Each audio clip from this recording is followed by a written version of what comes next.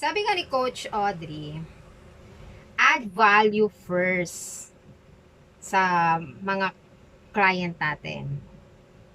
'Di ba, pag lumapit tayo sa isang abogado, 'di ba sinasabi niya, punta ka sa office ko ng ganitong araw.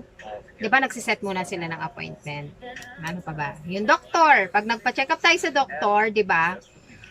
The doctor will tell you, hindi sasabihin sa'yo ng doktor kung ano kagad yung sakit mo, kung ano yung ano mo, 'di ba? Sasabihin niya, punta ka sa clinic ko ng ganitong oras, ganitong araw. 'Di ba? They directly set an appointment. As a financial advisor, ganun din tayo. 'Di ba?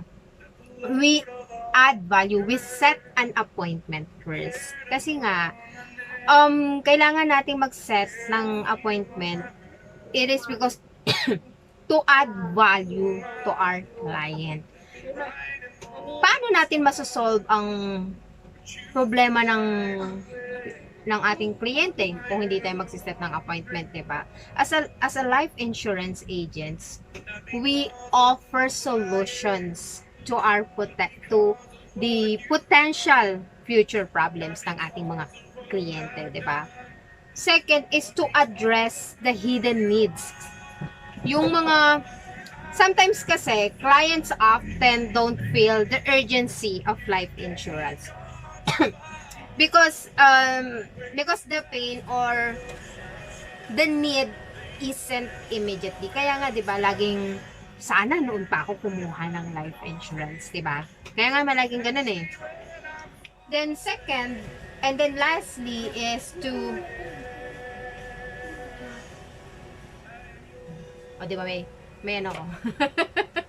So lastly is to educate, 'di ba?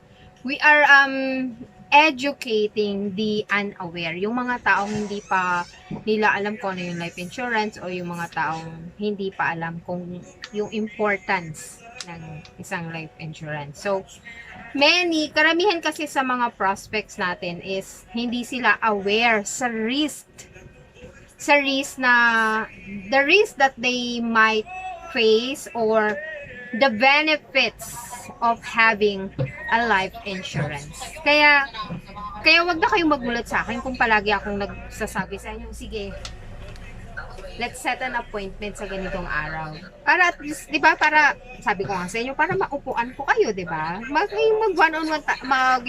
Magkaroon tayo ng one-on-one session, kasi nga gusto ko kasi magkaroon tayo ng magandang relationship, kasi as a financial advisor, I will be your lifetime partner.